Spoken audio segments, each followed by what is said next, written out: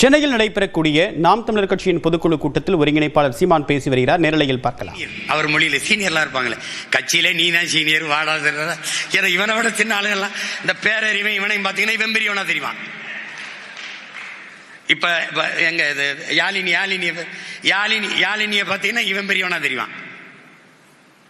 நிறுத்திரம்பாரா அன்னைக்கு தெரியும்டா அவங்களுக்கு எப்படா இவ்வளவு பேரை தேர்வு பண்ணானா, அன்னைக்கு தான் எவ்வளவு பெரிய இது கூட்டம்னு தெரியும், எப்படிப்பட்ட அறிவார்ந்த கூட்டம்னு தெரியும். அதுல நீங்கள் பெருமைக்குரியவர்கள். ஏன் நான் பெருமைக்குரியவன்? நாம் பெருமைக்குரியவர்கள் ஏன்?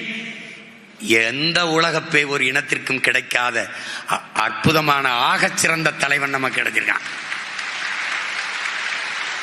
அந்த தலைவன் காட்டிய வழியில் அவன் கற்பித்த தத்துவத்தை தூக்கி கொண்டு தமிழ் தேசியத்தின் உரிமை, மீட்சி, விடுதலை, பாதுகாப்பான பெருவாழ்வு என்ற நோக்கிலே போய்கொண்டிருக்கோம்.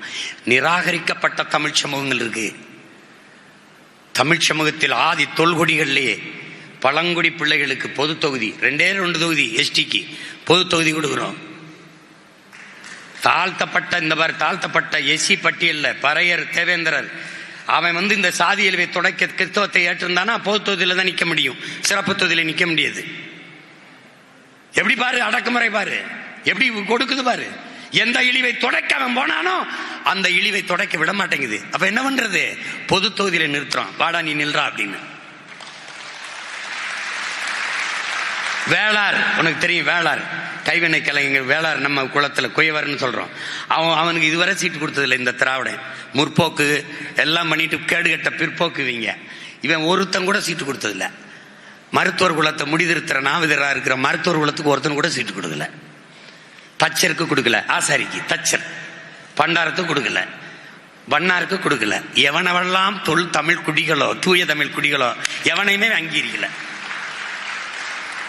அப்ப என்ன செய்து தமிழ் தேசிய அரசியல் தேடி தேடி அந்த பிள்ளைகளை களத்திலே நிறுத்தி பின்னின்று வேலை செய்து தள்ளுது.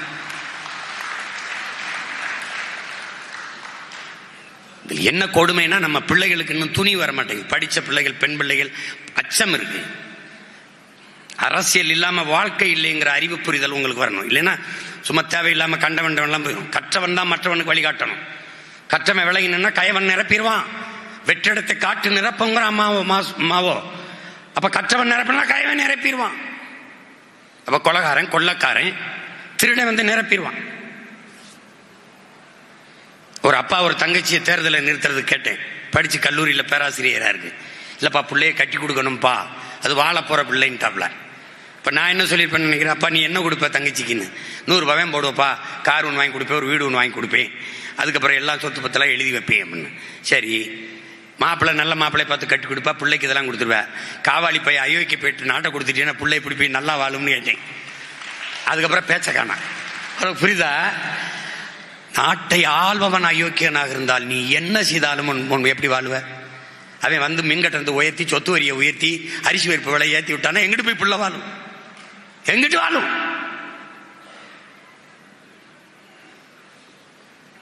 இது ஒரு கேடுகட்ட நாடாது. கள்ளச்சாராயம் குடிச்சு செத்தா 10 லட்சம் கொடுக்கும்டா. படிக்கிற புள்ள இவன் கட்டின பள்ளிக்கூடம் தான்டா. இடிஞ்சு விழுந்து செத்தா காசு கொடுக்காதுடா. நாம் தமிழர் கட்சியின் பொதுக்குழு கூட்டத்தில் இதன் ஒருங்கிணைப்பாளர் சீமான் பேசுவதை நேரலையில் பார்த்தோம்.